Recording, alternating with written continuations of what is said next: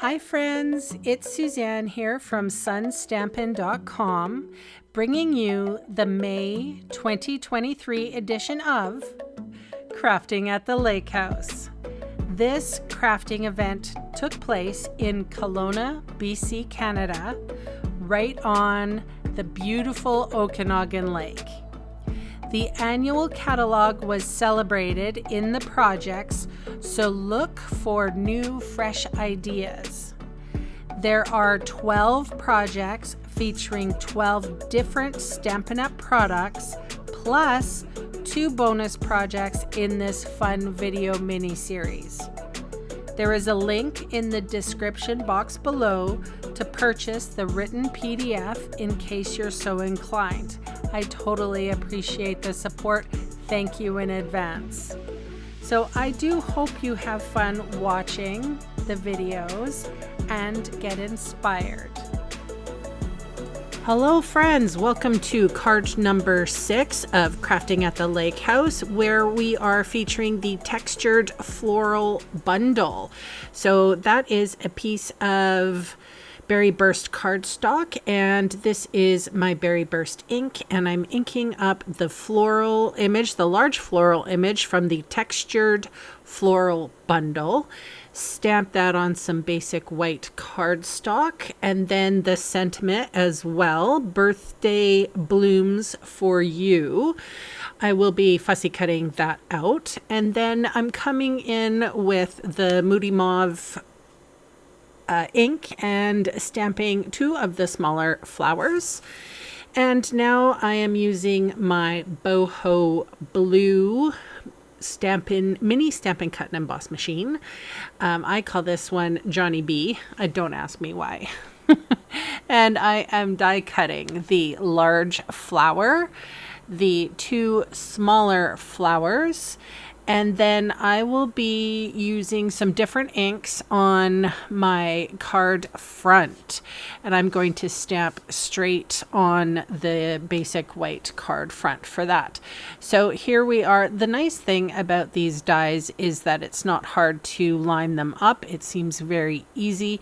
And I don't know if you have a mini cut and emboss machine, but I gotta say, first of all, I love the color of this one, the boho blue. It's divine.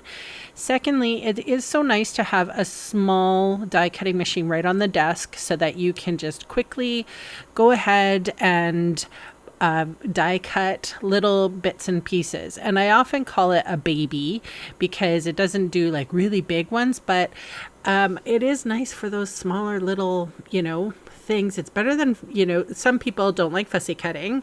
So I would say it's better to have one of the small minis on your desk so that you don't have to fussy cut everything. I personally don't mind fussy cutting. As you see, I've just fussy cut the birthday wishes. And then what I ended up doing was just cutting out the for you from the bottom. I stamped it again and I was able to, cut that one straight out. So I'm going to put that on a dimensional adhesive, like a dimensional, and then put the for you in the middle.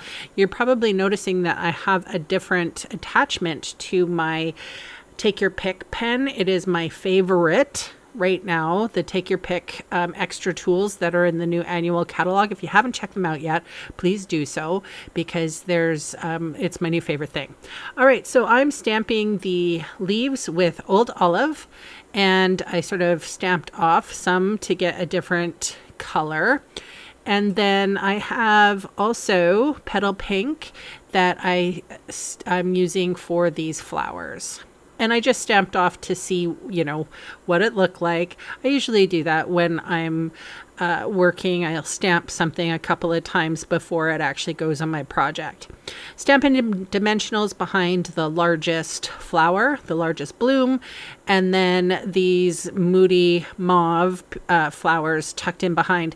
You can see the difference between when I first stamped them and now how they have sort of sunk, the color has sunk into that paper, absorbed into the paper, I should say, and has given me a clean, crisp image. So if you stamp initially, then you're not finding a clean, crisp image, just wait a minute before, you get upset, because I feel that especially some of the new color formulations, they just take a little minute to sink into the paper and get nice and smooth. So that was a Moody Mauve textured ribbon I made into sort of a little loop, and now I'm putting this on that berry burst. So that's bringing the four-fronted flower right into play, and then I'm adhering this all on a basic white cardstock. So this is my card for today. Thank you so much for watching, subscribing. I will see you next time.